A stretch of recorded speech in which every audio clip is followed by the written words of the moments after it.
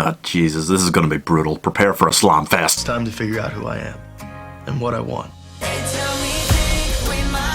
The Perfect Date is a film about two young actors who can't act, trying to have chemistry in a romantic comedy with almost as much plot as porn. Noah Centineo's character is... he's so tragic that no actor could make it good. So you take the worst role ever, give it to the worst actor ever, and it's just going to be such a disaster. He wants to go to an Ivy League school, something that his dad is trying to encourage him against. Terrible father. Let's put that out there, okay? Sure, he might struggle to pay for it, but terrible father.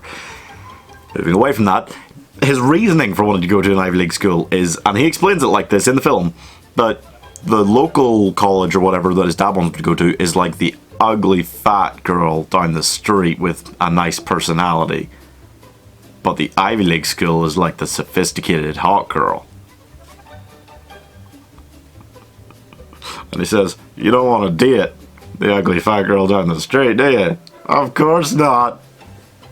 I'm not very PC, so I'm not going to go any further with that. I'm just going to leave that right there.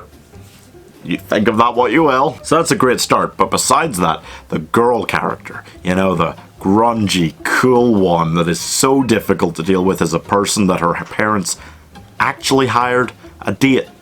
Bought her a date for her high school dance. Yeah, that one. She's so rough to deal with, absolute nightmare, that she calls the next day and apologizes to him for being a little bit mean. Anyway, the big watershed moment in the film, you know, in that watershed moment in the rom-com where suddenly things aren't okay anymore, big dun-dun, one of them's messed up and they break up or whatever and it's all horrible. Well, that moment is after he lies and says he's interested in something he's not to a college admissions professor. And she gets annoyed at him for that. I don't want to get into class wars either here, but she's rich.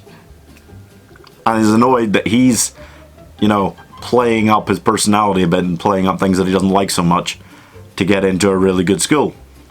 She doesn't have to, because her parents' money does the ass kissing for her. And yet she gets annoyed at him, and he is in the wrong. He's the one in the wrong, apparently.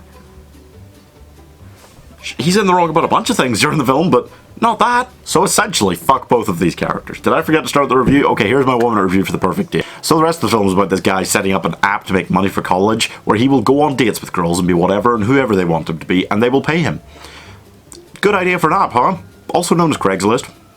Yeah, he's basically an escort. He is an escort. He is an escort. He's not a hooker or a prostitute. Quite. Getting close. Is this legal? I don't even know. But it doesn't matter because it's not weird or prostitute-y at all. It's cute and fun because one time he had to dress up like a cowboy or something. Oh no. It is true garbage with there's one of those really basic good messages hidden in there, but it's like 10 levels of neuroses deep in these characters that it's so lost, and fuck this fucking film for burying it so deep, you know? But even if it hadn't, it's the same message that every high school film since the dawn of time has had. I'm giving this film 42 out of 100, which is generous. Yeah, this is true garbage of the highest order. I've not seen Netflix do anything this terrifically lazy yet. Who keeps casting Laura Ramano in these things? She was also in A Cinderella Story Christmas Wish, and it was equally terrifyingly bad garbage.